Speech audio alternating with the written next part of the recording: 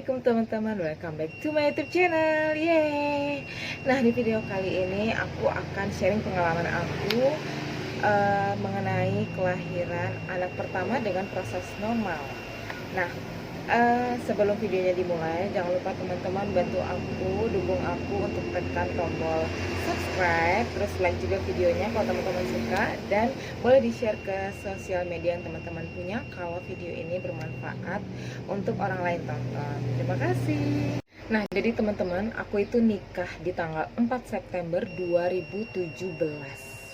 Nah, selang 3 bulan setelah aku nikah, tepatnya di awal Januari 2018 itu aku tes pack dan hasilnya langsung positif.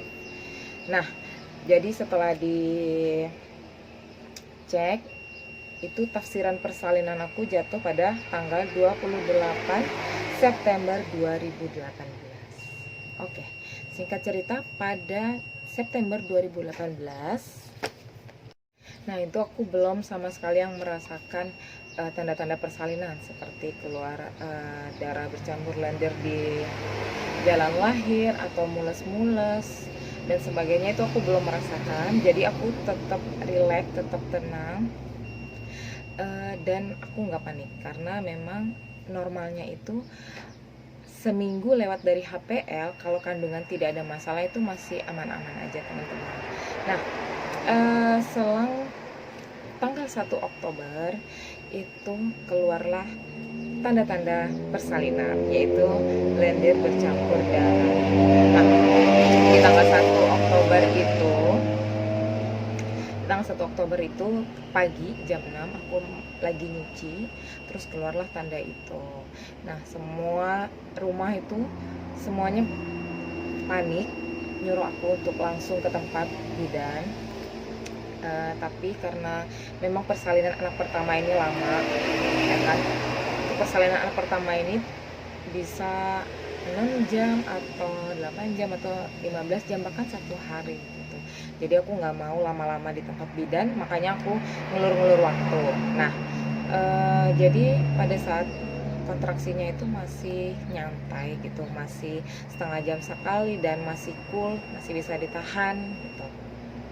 Dan aku tetap nyuci sampai sore. Nah, Senin sore, tanggal 1 Oktober Senin sore itu kita pergi ke tempat bidan yang sudah kita tentukan untuk lahiran. Nah, setelah dicek ternyata baru bukaan 1. Yeay, akhirnya si Dede mau lahir, jadi baru bukaan 1 dan aku disuruh pulang lagi. Nah, jadi Senin sore itu kita pulang lagi dan masih menikmati kontraksi sampai Selasa. Maaf, ada suara motor. Nah, kontraksi makin lama makin gak lucu teman-teman.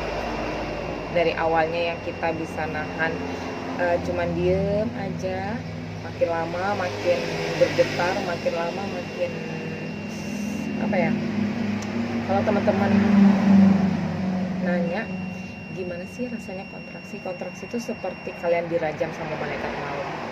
Jadi kayak sakit menstruasi tapi dalam tahap yang sudah tahap dewa gitu. Nah, makin lama setelah Senin sore, Selasa pagi aku masih aktivitas, masih bisa ditahan, masih cool. Nah, makin lama menjelang Selasa sore itu udah nggak tahan lagi. Nah, akhirnya Selasa sore kita putuskan untuk cek lagi ke tempat bidan. Nah, Selasa sore kita cek lagi ke tempat bidan, dicek VT itu vagina tusse, pemeriksaan dalam. Nah, dicek VT ternyata baru bukaan 2. Nah, bidan bilang ini kemungkinan besok pagi. Jadi aku pulang lagi. Tapi bidannya bilang seandainya nanti malam tidak kuat atau makin sakit bisa langsung datang ke sini. Nah, akhirnya kita pulang dan berlanjut ke Selasa malam, berlanjut ke Rabu dini hari, dan aku udah nggak kuat lagi, udah benar-benar gemetar. Dan akhirnya kita berangkat ke tempat bidan itu Rabu dini hari jam 2. Nah, ternyata setelah sampai tempat bidan dicek PT baru pembukaan 3 teman-teman. Nah, disitu aku udah nggak kuat banget, ya Allah, oh lama banget ini kontraksi. Nah, akhirnya Rabu pagi di tanggal 3 Oktober, Rabu pagi itu masih belum ada tanda-tanda dia mau keluar.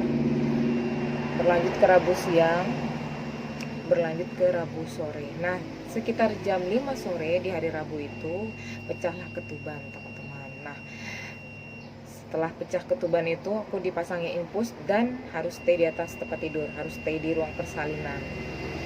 Nah, dari jam 5 itu pas pecah ketuban itu pembukaan sudah 5 dan rasa sakitnya teman-teman jangan ditanya lagi teman-teman, sakit banget bener-bener. Setiap berapa ya, setiap 2 menit sekali atau setiap 3 menit sekali itu kalian kayak lagi dirajam sama malaikat maut gitu, bener-bener sakit banget. Dan akhirnya di Rabu maghrib dan Rabu Isya, kemudian mendekati jam 8 itu bayinya keluar. Nah, sebelum bayinya keluar itu aku dirobek perineumnya. Bidan bilang ini anak nggak tahan sakit. Sebenarnya perineumku tuh elastis banget karena aku sudah hypnocell, hypnobirthing, pokoknya semua senam-senam otot sudah aku lakuin pas hamil. Nah, tapi karena memang aku anaknya nggak tahan sakit, ya diguntinglah perineum itu. Nah, pada jam 8 tanggal 3 Oktober itu Niguel lahir dengan berat hampir 4 kilo teman-teman. Nah, setelah Niguel lahir, inisiasi menyusu dini, kemudian Niguel diangkat, dan selanjutnya adalah pengeluaran plasenta. Nah, pengeluaran plasenta ini nggak ada rasa sakit sama sekali, benar-benar plong gitu aja.